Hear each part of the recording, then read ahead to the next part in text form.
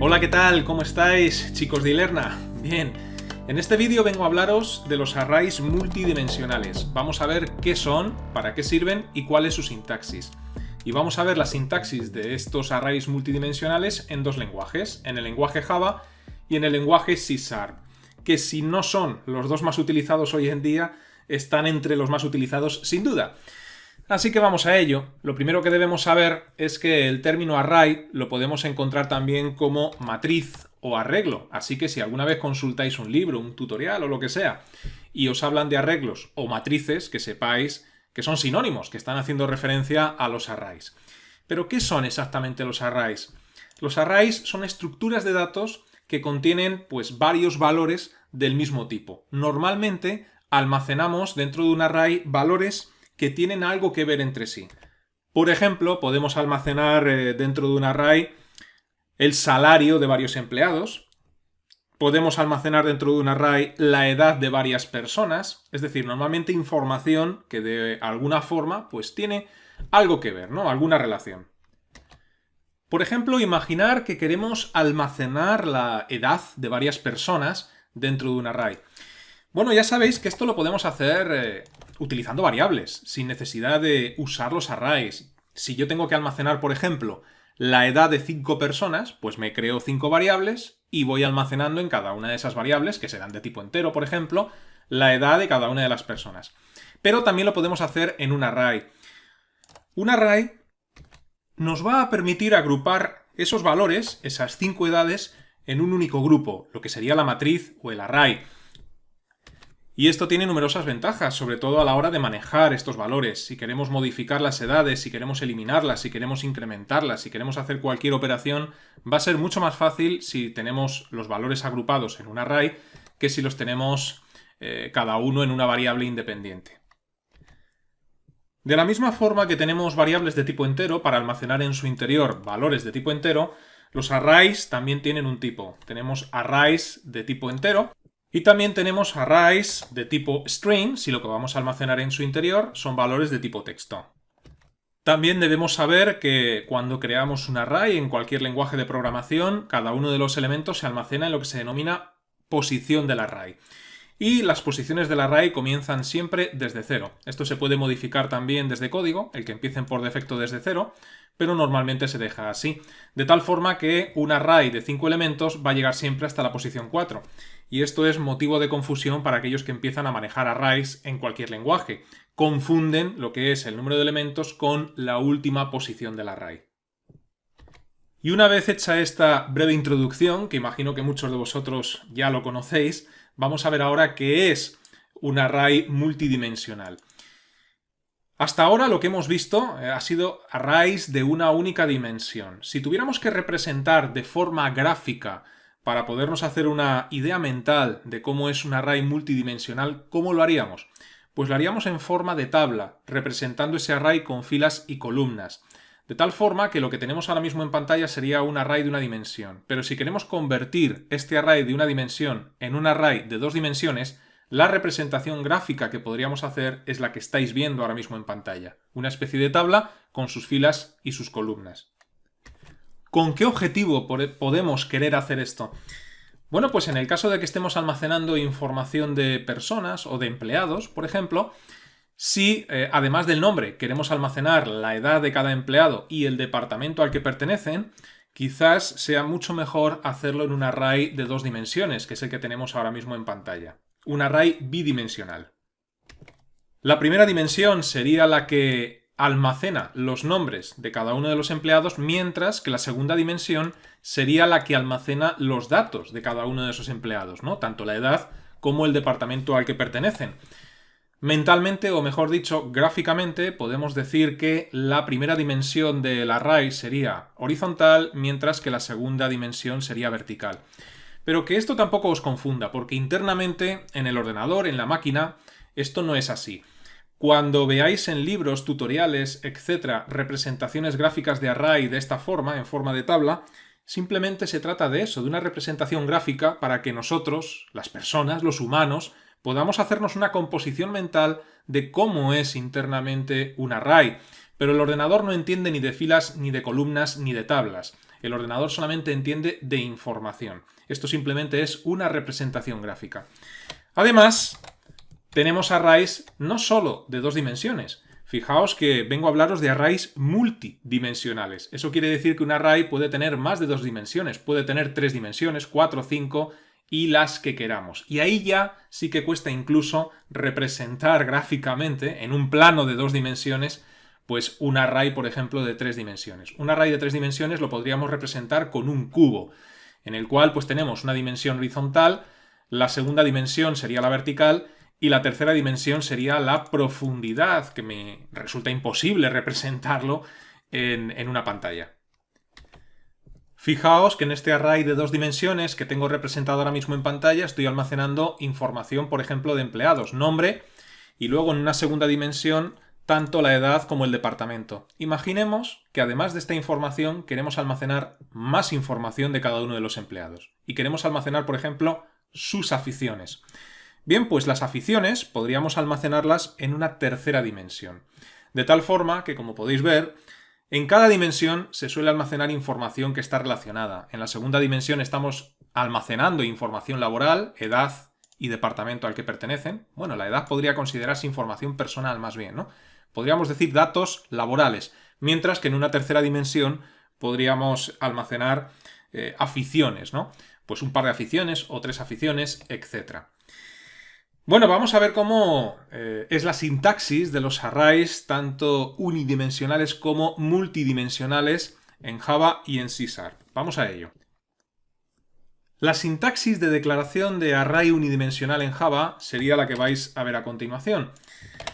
Lo primero que hacemos es especificar el tipo de dato que va a almacenar el array, a continuación unos corchetes. Esto le indica al lenguaje Java que estamos manejando, que estamos creando un array, nombre que le queremos dar al array, siguiendo las mismas normas y convenciones que seguimos al nombrar variables, igual a new string 5. ¿Qué indica ese 5? Ese 5 indica el número de elementos que va a tener este array en su interior. Y ahora, una vez que hemos creado, declarado el array, tenemos que meter la información dentro de ese array. Si yo quiero que este array almacene el nombre de 5 empleados, la sintaxis sería la siguiente. Aquí, como podéis ver, para rellenar un array, que se puede hacer de varias formas, esta sería quizás la más larga, hay que poner el nombre del array, entre corchetes la posición donde voy a almacenar el primer valor y, al tratarse de un string, igual, entre comillas, el valor, en este caso Sara, ¿no? Después rellenamos la posición 1 con el valor Ana, 2 Luis, 3 Mar, 4 Juan. Y ahora, si queremos leer y mostrar en consola la información que tiene este array empleados en su interior, lo podemos hacer con un bucle for. El bucle for normalmente es el más utilizado para manejar arrays, tanto para rellenarlos, porque se pueden rellenar de forma automática con bucle for, como sobre todo para leer la información que hay dentro de un bucle for. Y la sintaxis de un bucle for para leer este array pues sería, por ejemplo, la que veis ahora en pantalla. El iniciador de bucle igual a 0 porque tiene que empezar a leer desde la primera posición, mientras que i sea menor que 5 porque debe de llegar hasta 4, 4 es menor que 5, e incrementamos de 1 en 1 a cada vuelta de bucle el valor de i, para que empiece por 0, después 1, 2, 3 y 4. Y a cada vuelta de bucle, ¿qué es lo que mostramos en consola?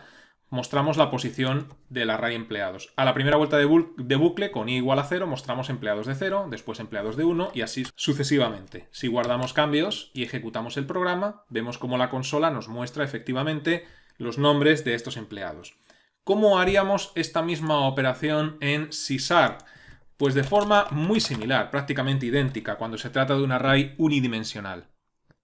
De hecho, podemos traernos el código que hemos creado en Java, exactamente igual a como lo tenemos, lo copiamos y nos lo llevamos al método main de nuestro programa en C#, y sería exactamente igual si guardamos cambios y ejecutamos con control F5. Bueno, igual no, perdón, no me he dado cuenta de que en este caso no es system.out.print, sino que es console.writeLine, que se me olvidaba este pequeño detalle, para imprimir en consola.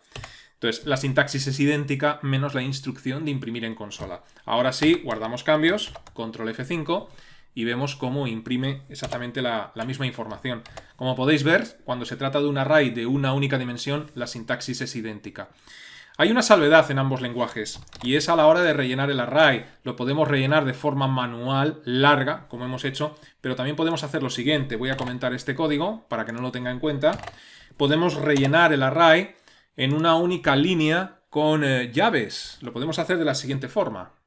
En lugar de declarar el array y después rellenarlo, en una única línea podemos hacer esta operación y es exactamente lo mismo que antes. Hemos declarado y rellenado el array en una única línea. Fijaos que aquí lo que hay que hacer es especificar entre llaves y separados por comas los valores que forman parte del array. Si guardamos cambios y volvemos a ejecutar el programa, el resultado es el mismo. ¿Y cómo serían entonces los arrays multidimensionales? Por ejemplo, uno de 2 dimensiones. Vamos a verlo en Java. Lo primero que hay que hacer en Java es especificar en la declaración del array que se trata de un array de 2 dimensiones. Y eso lo hacemos especificando 2 corchetes.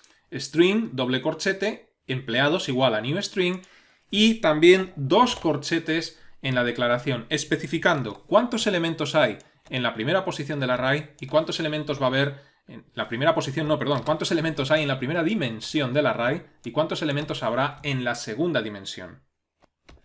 Siguiendo con el ejemplo que veíamos anteriormente, en la primera dimensión del array va a haber 5 elementos y en la segunda dimensión del array va a haber 3 elementos.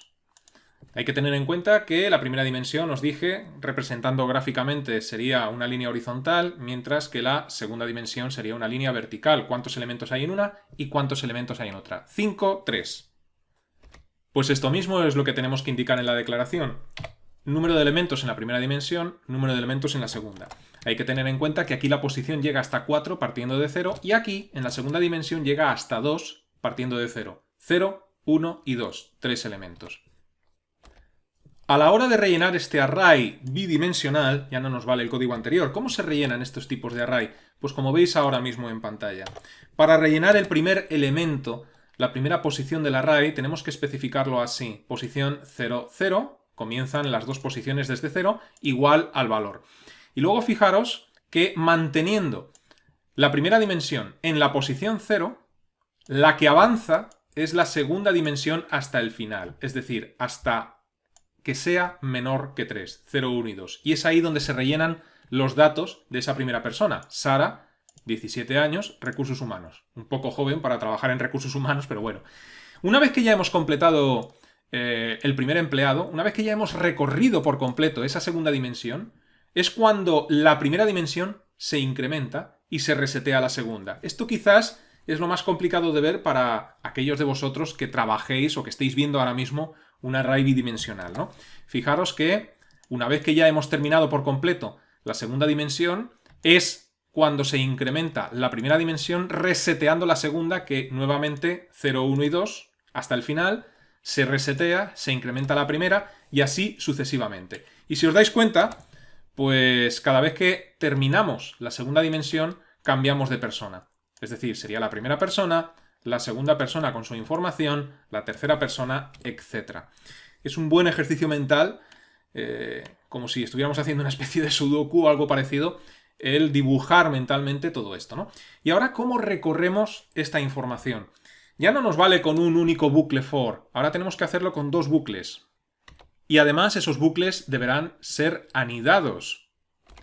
La sintaxis, por ejemplo, sería de la siguiente forma, como veis ahora mismo en pantalla.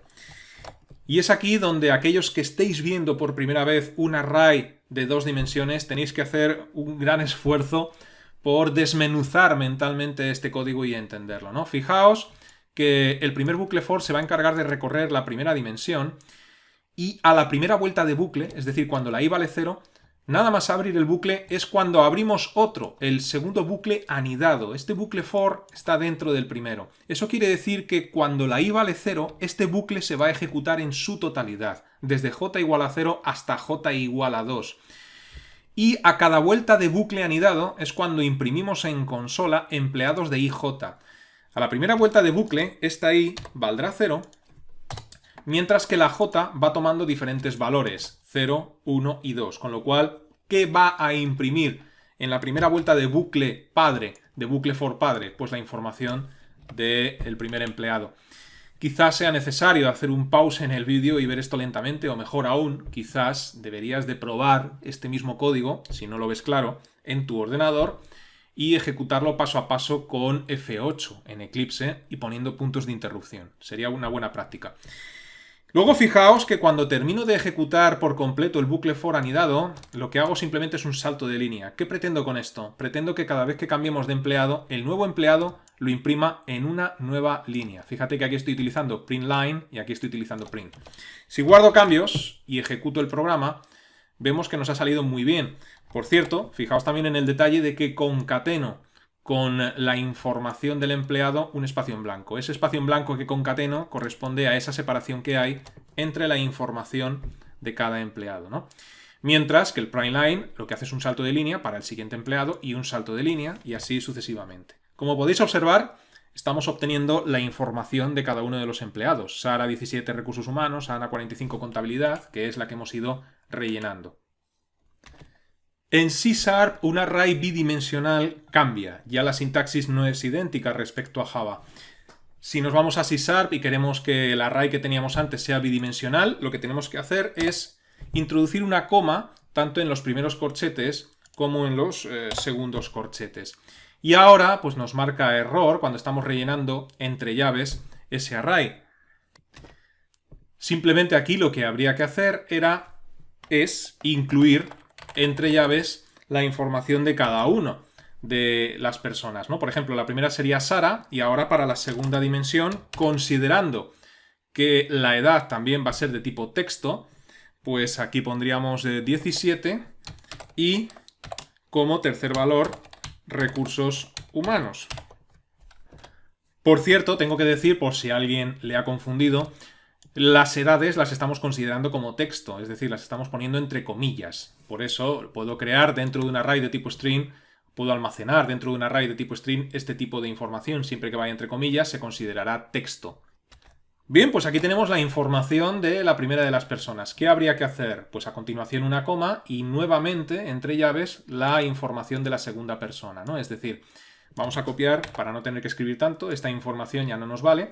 Podemos pasarnos al siguiente renglón, hago un copia-pega, esta sería la segunda persona, la tercera, la cuarta y la quinta persona. Ahora tan solo habría que ir cambiando los valores. Como he hecho un copia-pega es la misma información, pero aquí por ejemplo, no lo voy a hacer en todos los casos, iría Ana, que si no recuerdo mal, tenía 45 años y pertenecía al departamento de contabilidad, ¿no? Es decir, cada una de las personas.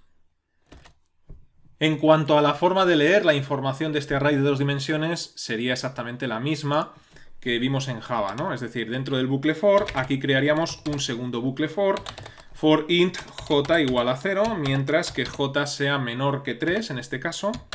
Este es el bucle que va a recorrer la segunda dimensión, incrementamos j de 1 en 1, abrimos la llave del bucle for y dentro de este bucle for es donde iría lo siguiente. Aquí también varía un poquito la sintaxis. Console writeLine de empleados y coma j. No hay dos corchetes como en Java. Fijaos la diferencia que tiene la sintaxis en Java a la hora de recorrer ese array con un bucle for y la sintaxis que tenemos en C#. Lo que sí podemos hacer es concatenarlo ahora con un espacio en blanco. Y después del bucle for anidado podemos incluir un console writeLine para que haga un salto de línea. Por cierto, este console debe de ser simplemente un write, no writeLine, para que lo imprima todo en la misma línea.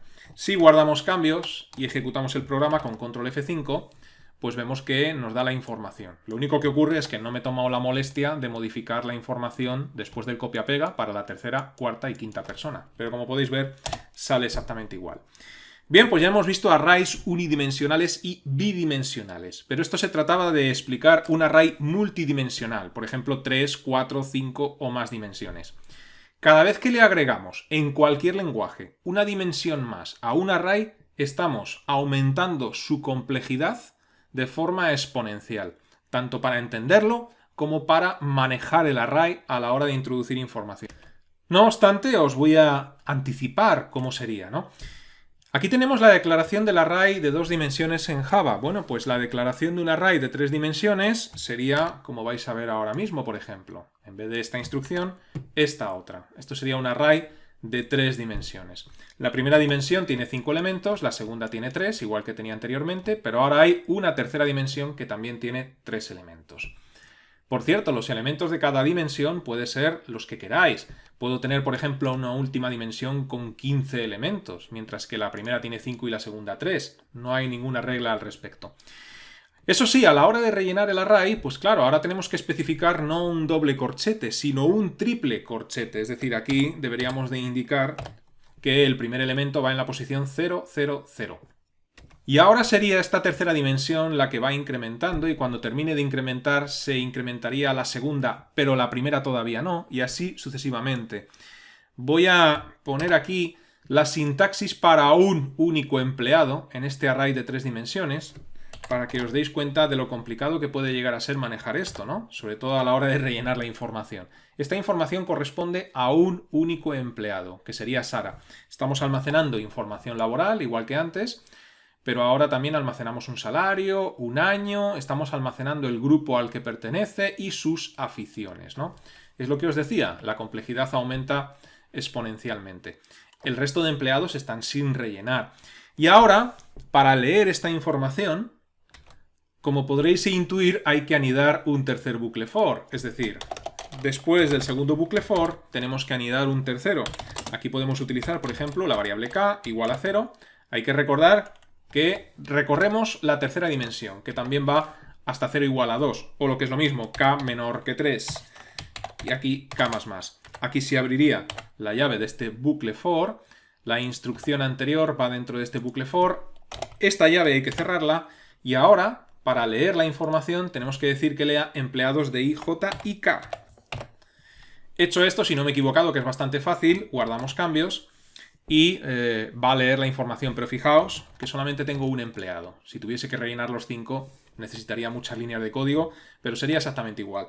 Así que ejecutamos el programa y bueno, pues por lo menos la información del primer empleado la da. El resto de empleados, como están sin rellenar, pues me devuelve nulo, porque no hay nada en esas posiciones del array. En Csar sería exactamente igual, pero declarando una doble coma tanto en los primeros corchetes como en los segundos, y ahora pues aquí tendríamos que agregar una tercera llave y seguir escribiendo más y más información, ¿no? Aquí pues vendría, todavía hablando de Sara, más información de Sara, y así con todos los empleados. Realmente complejo. Por cierto, en Csar podemos especificar también en un array de 2 dimensiones las posiciones que va a tener cada dimensión. La ventaja que tiene Csar respecto a Java es que nos permite no especificarlo y que lo determine dinámicamente en función de la cantidad de información que has introducido. Bueno, pues podría ser un buen ejercicio, si algún día os aburrís y queréis coger destreza a la hora de manejar arrays, que intentéis crear en Csar o en Java un array de 3 o de 4 dimensiones. Vais a daros cuenta de lo complicado y lo farragoso que es. Hasta aquí esta explicación de los arrays multidimensionales, espero que los hayáis entendido. Nos vemos en otro vídeo.